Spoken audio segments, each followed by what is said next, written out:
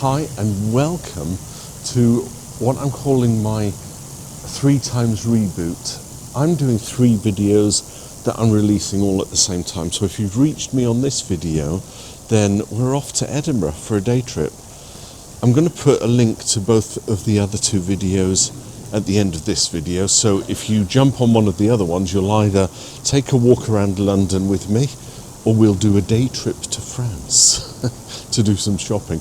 But what I'm going to do today, I'm going to go up to Edinburgh. I want to challenge myself to see how easy is it to do a day trip to Edinburgh. I live in Kent, so I've got to get a flight from Stansted and land at Edinburgh Airport and take the tram into the city and then do some sightseeing.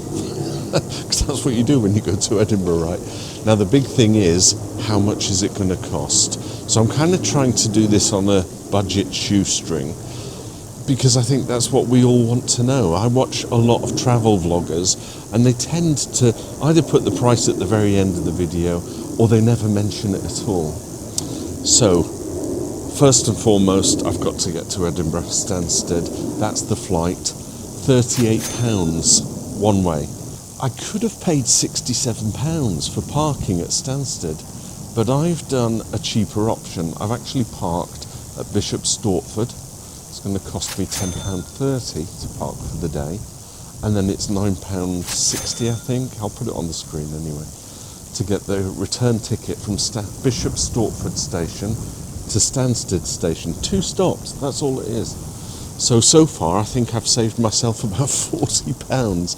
So I'm going to put the journey on the screen, the costs as and when I incur a cost. So for now, here comes the train. We're going to Stansted Airport.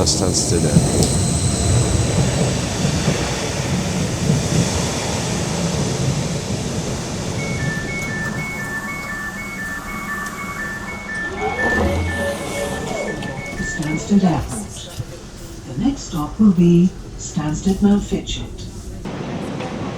Now obviously I am travelling light. I am going with just the backpack, so none of this heavy luggage that these people around me have, because I don't want to pay an excess €70 just to fly with an extra bag. So I've got my raincoat, my umbrella and my recording gear. I don't even have a drink yet, but we'll wait till we get into the airport for that.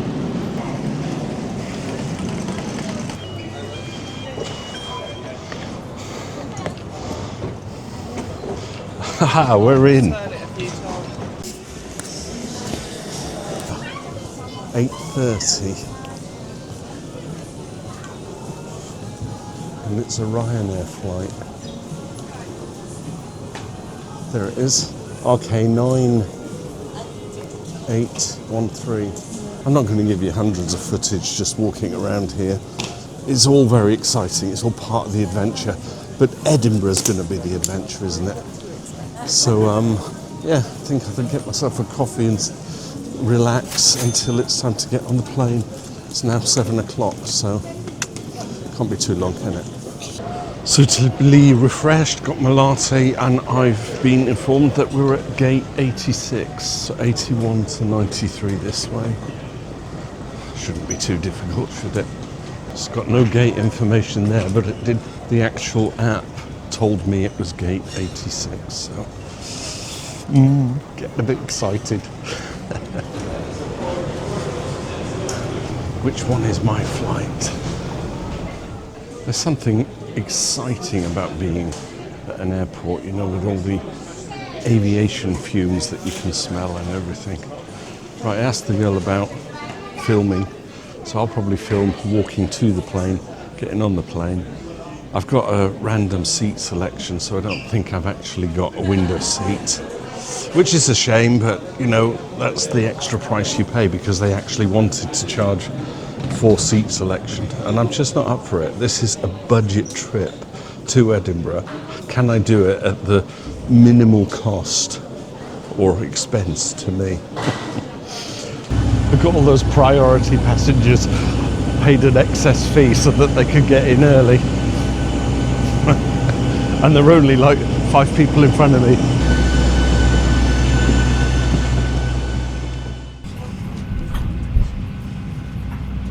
I feel a bit privileged because I was sat in the aisle seat and I was prepared to sit there. The doors have closed, there's nobody in my row at all. It's like the gods have been pleased. I've done something right, so now I'm getting some karma back.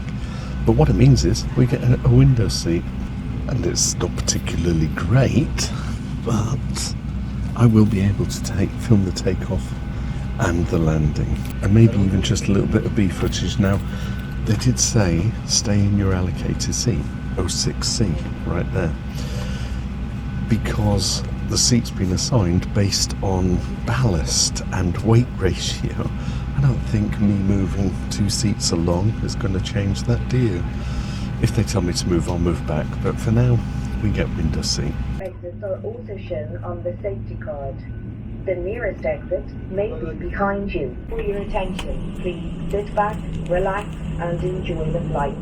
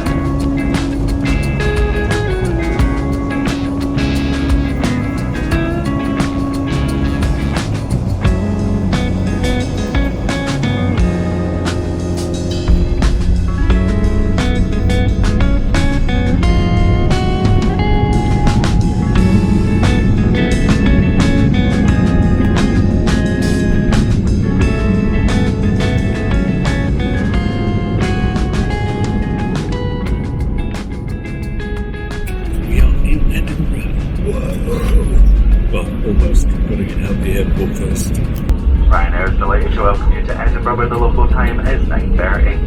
Please remain in your seat with your seatbelt securely fastened until the aircraft has come to a complete and final stop and the captain has switched off the fasten seatbelt signs. Take care when opening overhead lockers, as items of luggage may be dislodged during landing following cause injury. My flight leaves Edinburgh at 6 o'clock. So technically I want to be back at the airport by 4. And if I'm back at 4 minus, I've got 10 till 4, 6 hours. So I've got to get a ticket to get the tram, return ticket, that's the next expense. And then we'll get into the city.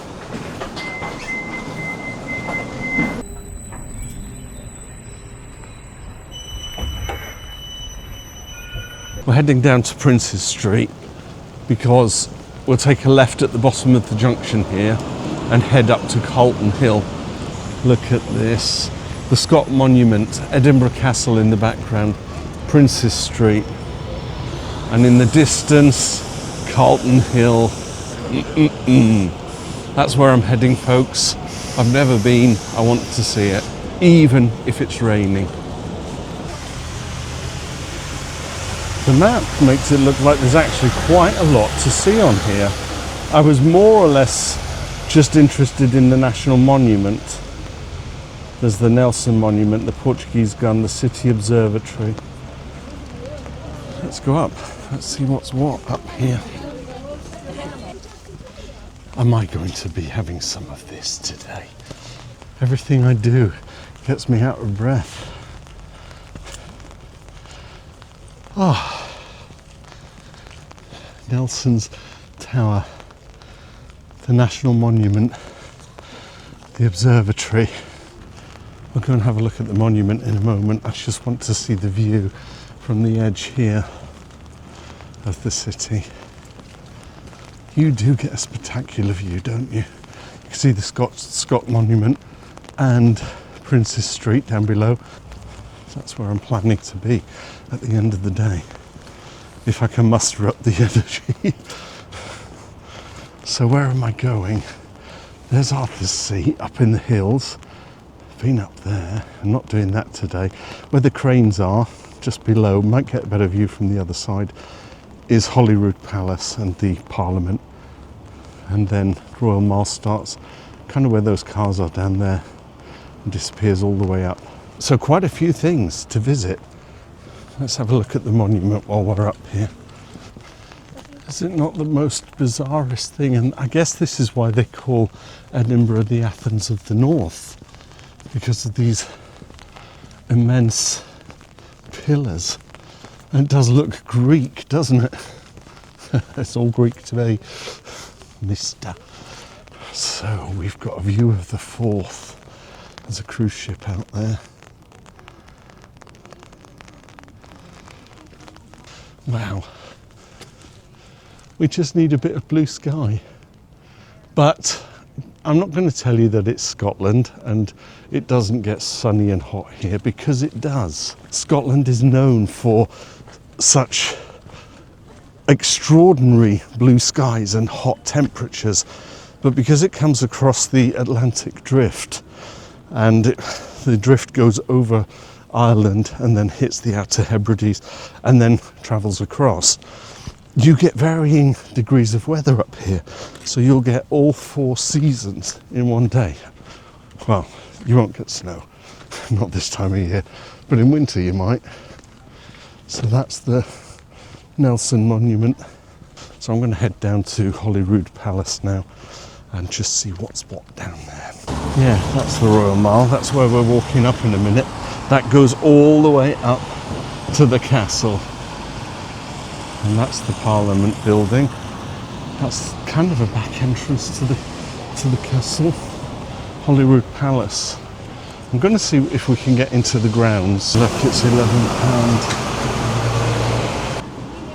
So I'm going to leave that for you to do another time. I suppose we can go into the shop. I don't want to go into the palace. Leave that for another day. But they do have a lovely gift shop. It makes it look like I've been in the Holyrood house. I'm doing it back to front. Everything is royal because, of course, the royalty do stay at Holyrood Palace. Only the Queen used to. You can come out here to the garden. Please have your ticket ready. We're not going in today, folks.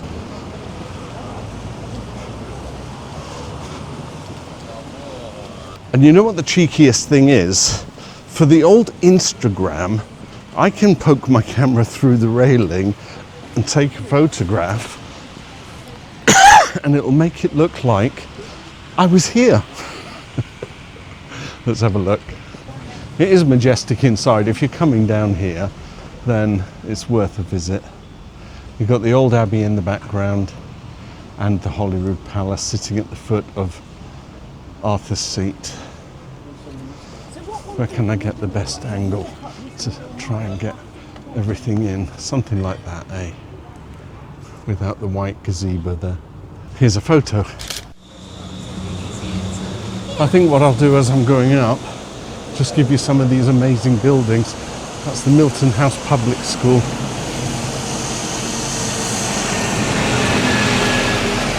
Which actually says the Royal Mile Primary School. Do they go back to school today? And as we get to the foot of the Royal Mile, these buildings, 4 or 5 stories tall. Fascinating. Just like a tourist, I'm going to capture whatever I can. Look, tourist tap. Moo.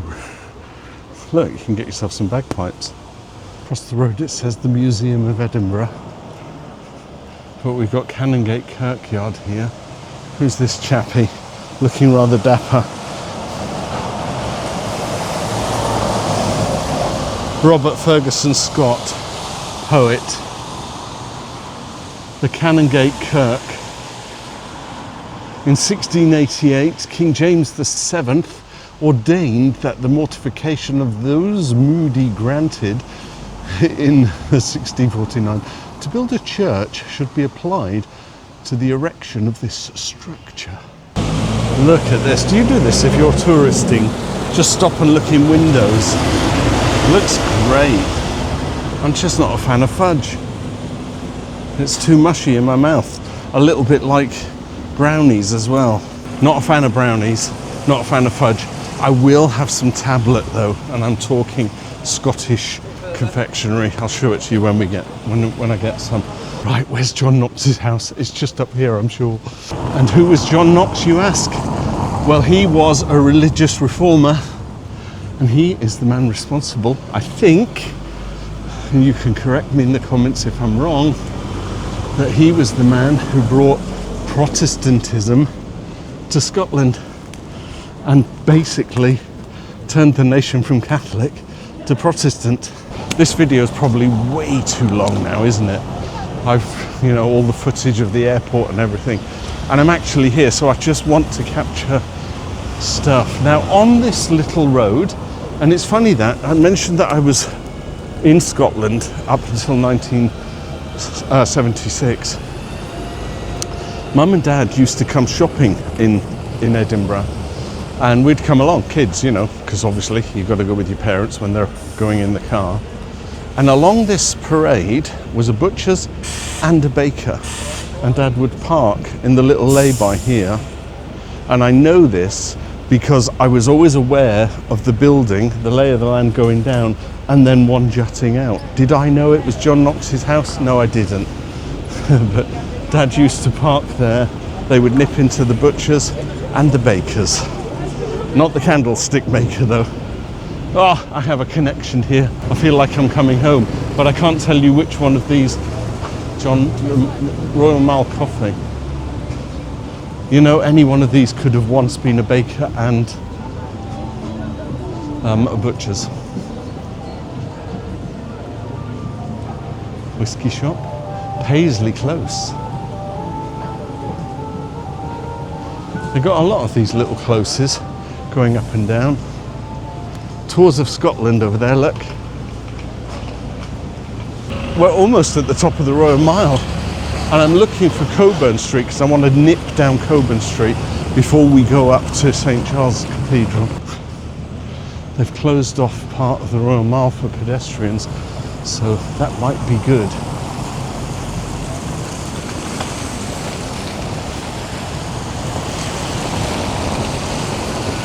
Look at these old buildings.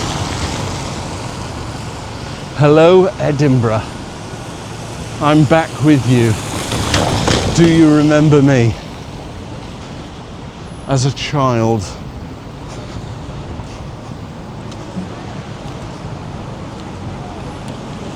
The Tron Kirk.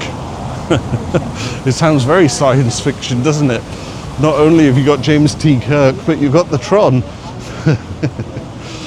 Dear me. Cockburn Street, I want to take you down here. Let's go and have a look at one of the most photogenic streets in Edinburgh.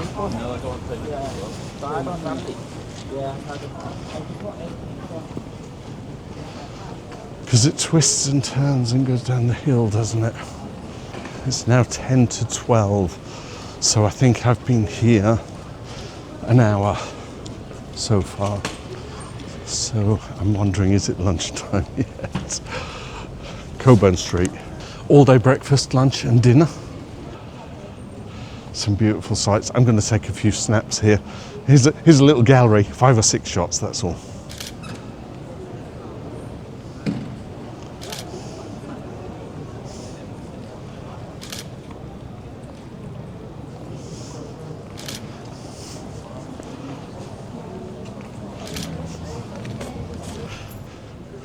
Coffee and more. I think I'm going to save, I don't know, should I save myself and go up the Royal Mile? Oh, I was going to get lunch at the Grass Market, so I think that's what I might do. What's this? Anchor Close. Don't know if that goes up to the Royal Mile though. Let's try it. It might actually just come out halfway up and then I've got to go left and right. Let's see what happens. Oh yeah, we came back out. There's St Giles Cathedral there.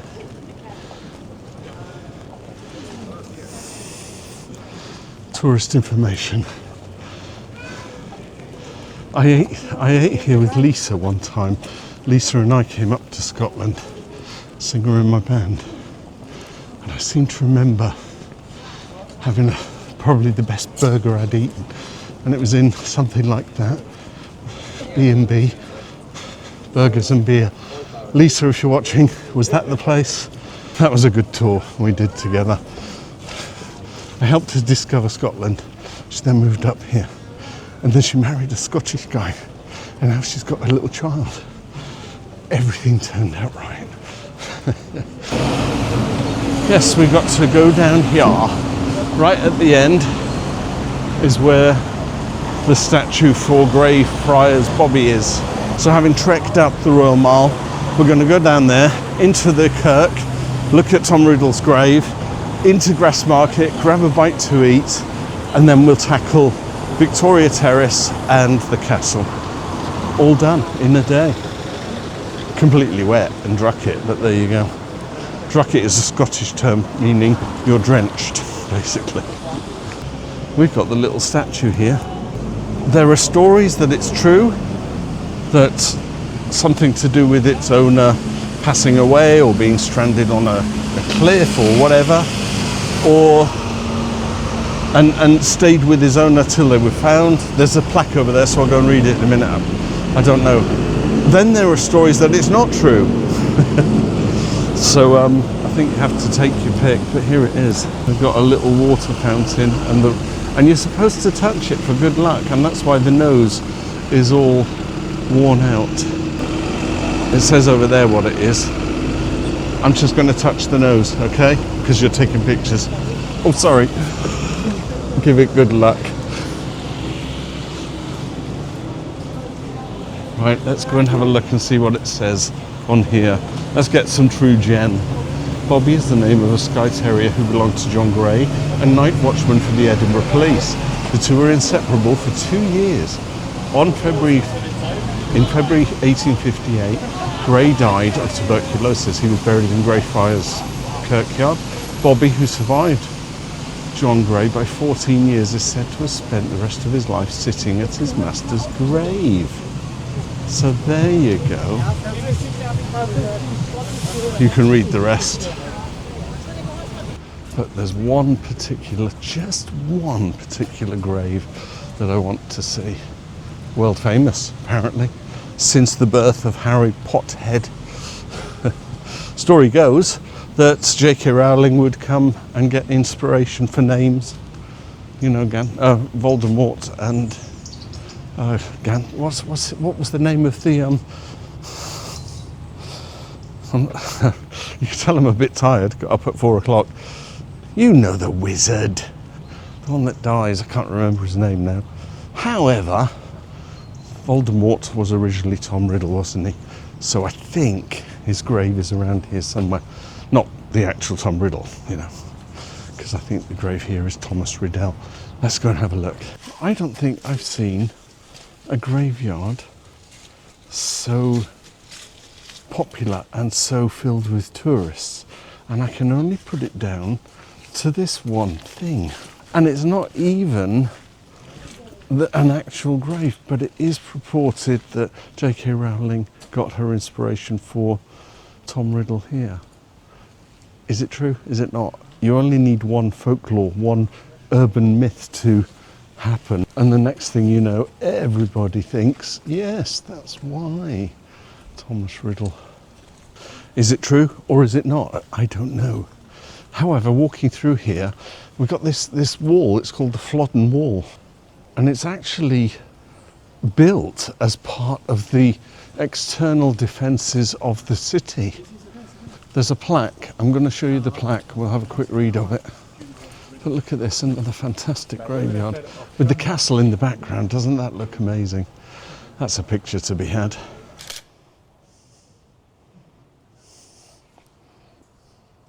So it's got Flodden Wall written on it, and it obviously extends all the way down, and you've got a gated entrance here.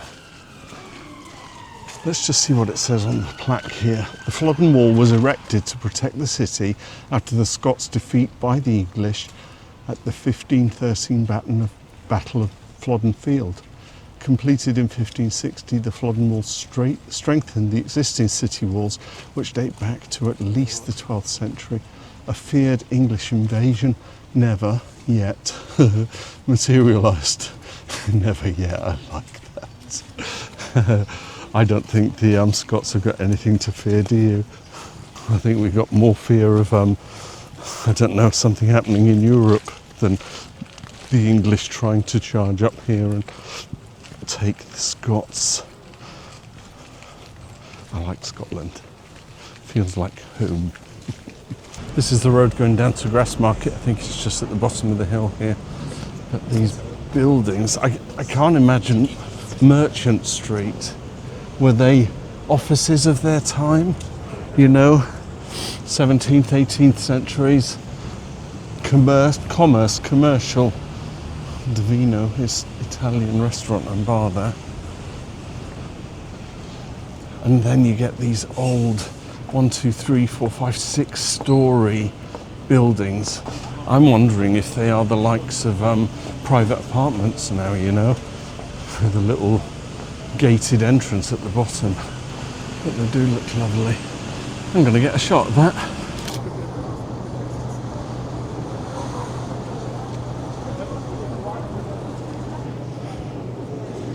Top of Victoria Terrace then, looking down.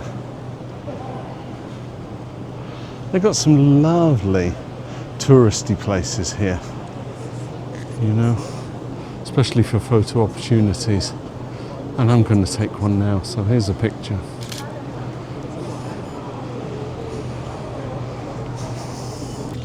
You need, with English Heritage, you should be able to get a free ticket, but you need to make a reservation of a time. Okay, so I've got to do that online. On the website, there's an associated member ticket, and it should not charge you any money, but you need to reserve a time slot to visit. I'll go online, check it out. Sure. Thank you. Or will I? Look, Edinburgh Castle behind me. I might do a dedicated video just for Edinburgh Castle, so I'm not going in there today. It's just too big, too immense, too huge. I've satisfied my urge that I got up here and I did some things.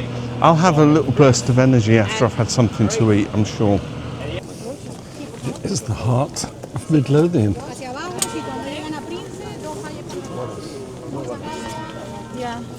But I'm going to go in. Let's just do it. I think we can forego the entry fee. We'll just barge past like we own the place or we deserve to go in for nothing. It's one of those things, if it pleases me, I might make a donation afterwards, but don't assume that I have to pay £6. I'm getting into grump mode now.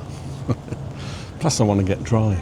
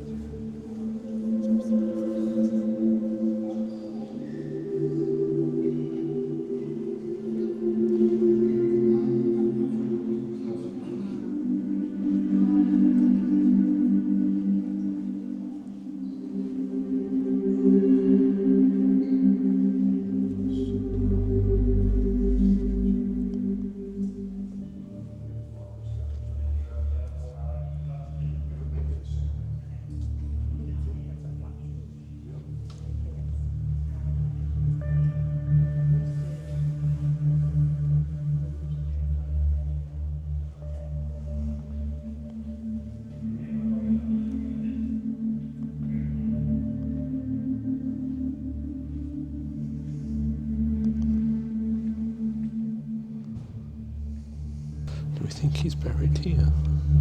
I don't think so. He'll be in Windsor Castle, won't he? You can't smell it, but it's so musty in here.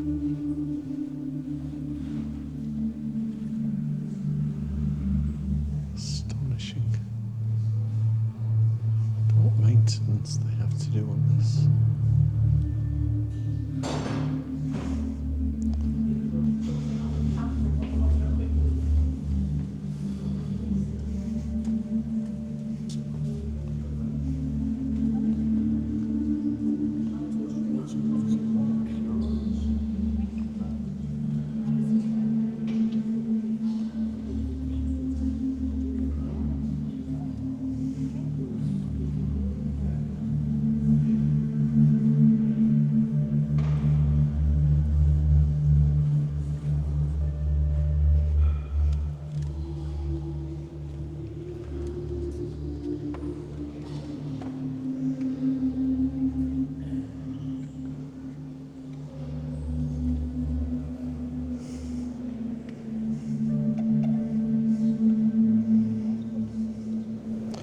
For one day only.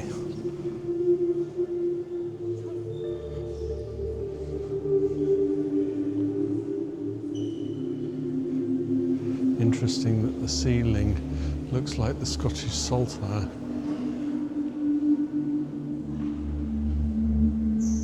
What a majestic looking cathedral.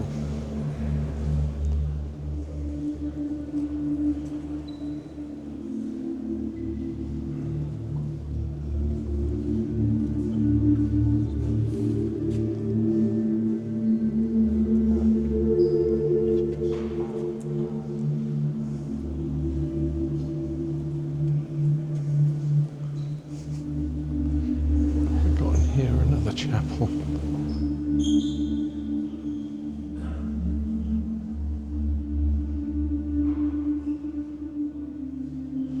His name is Jock.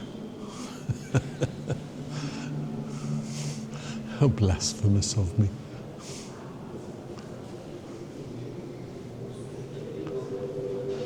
Look at the old standard, all threadbare now. Sir William A. Smith, founder of the Boys Brigade, 1883. I was in the Boys Brigade in Scotland, in Livingston, 1974 through 76. I made it to Lance Corporal. So I wonder if that's a Boys Brigade standard.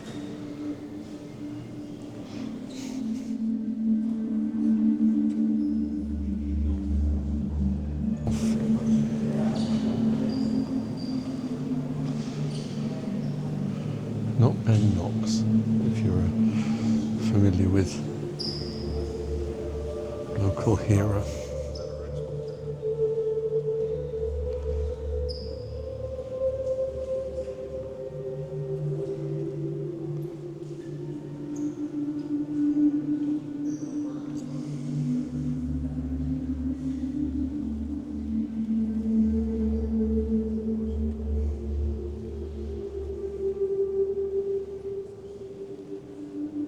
Beautiful, beautiful architecture and a very quiet and calm and serene place, even with all the people here. So I'm glad I did it. I didn't get in the castle because I'm filming this back to front. But yeah, I saved this for afterwards and I'm glad I did. So I think Princess Street Gardens and the Scott Monument next. Oh, it's still raining outside. I need to get back to Princess Street to get the tram back to the airport, so I'm just going to choose my battles, as they say. I want to know where Cockburn Street is. How far down is it? Is it way down there? It is. It's opposite the Tron Kirk, isn't it? Remember Tron Kirk? However, we can cut through here, Giles Street or someplace like this, because it leads down to Princess Street, and I need to get to the garden. Because the garden is actually one place I've never been to, Princess Street Garden. So I'll head down there and we shall resume.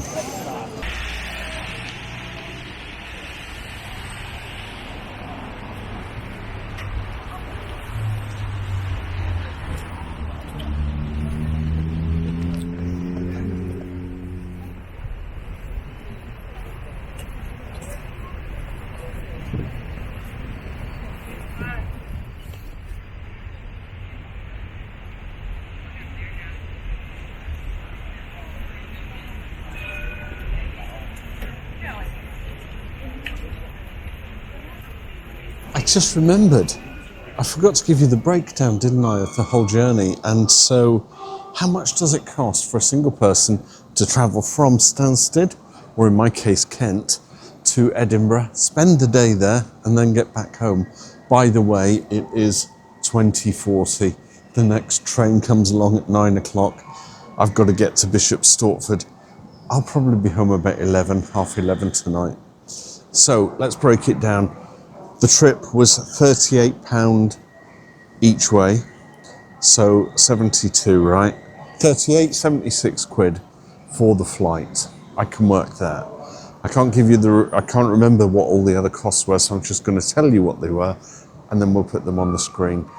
I chose not to do £67 parking, so I parked at Bishop Stortford.